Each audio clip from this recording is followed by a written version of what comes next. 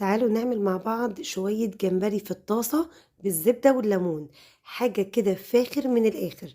شوية جمبري كده معتبرين، وأي حجم جمبري ينفع. يلا بينا.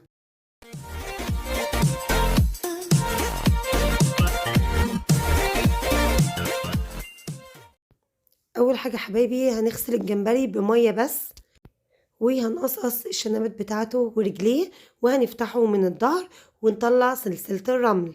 يبقى كل الجمبري عندي بقشره خلاص، والظهر بتاعه بس مفتوح بالمقص، ومطلع سلسلة الرمل بس، ومقصقصة رجليه وشنباته وشطفته بمية بس. تعالوا بقى نروح على البوتاجاز.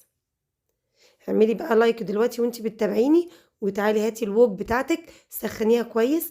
الجمبري ده بالزبدة، يعني مش هنستخدم حاجة غير زبدة وزيت. خلاص، حطيت مكعب زبدة واحد بس صغير بمقدار معلقة كبيرة، وقد معلقتين كبار من الزيت علشان الزبدة ما تتحرقش.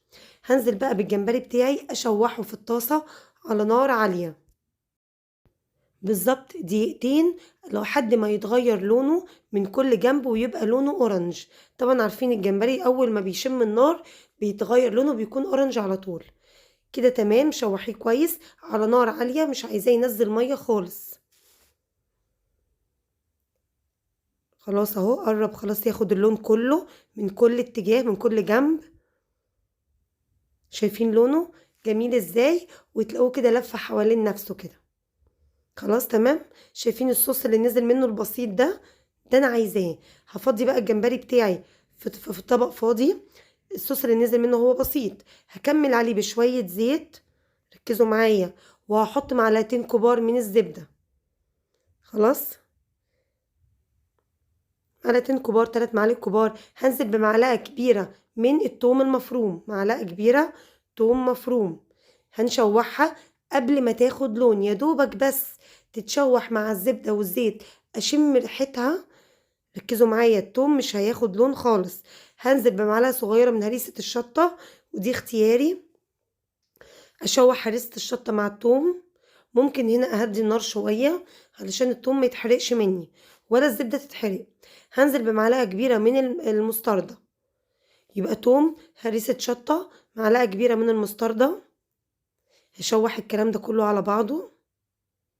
شايفين الصوص معايا؟ هتشموا ريحة جبارة. هنزل بايه؟ بعصير ليمونة كاملة او ليمونة ونص.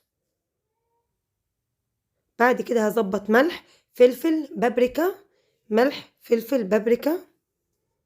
بابريكا الحمراء اللي هي الباردة، ملح وفلفل اسود وبابريكا. بعد كده هقلب المكونات. هنزل بالجمبري تاني في الصوص ده، هديله تقلبتين 3 يشرب من التتبيلة والصوص اللي انا عملته. الطاسة دي تتعمل قبل الغدا على طول، بتتعمل في 5 دقايق وتتقدم على طول. ابتدي اخلي الجمبري كله يشرب من الصوص اللي معايا، وقبل ما اطفي عليه هدوب معاه معلقة كبيرة من الزبدة. طبعا اسم الوصفة جمبري بالزبدة والليمون، يعني معروفة لازم يكون الصوص كله زبدة. تمام، يبقى قبل ما نطفي عليها بحط مكعب زبدة كبير. خلاص كده استوت تمام، وبقى لونها تحفة، والريحة تجيب لآخر الدنيا جبارة. هتقدمي الجمبري ده. الجمبري هنا بيبقى تحفة، ليه؟ تسويته مظبوطة من جوه، طري جدا، وطعم الزبدة مغلغل جوه الجمبري، حاجة كده روعة. انا عملت جنبه مكرونة بالصويا صوص، هتنزل في فيديو لوحده علشان الفيديو ده ما يطولش عليكم.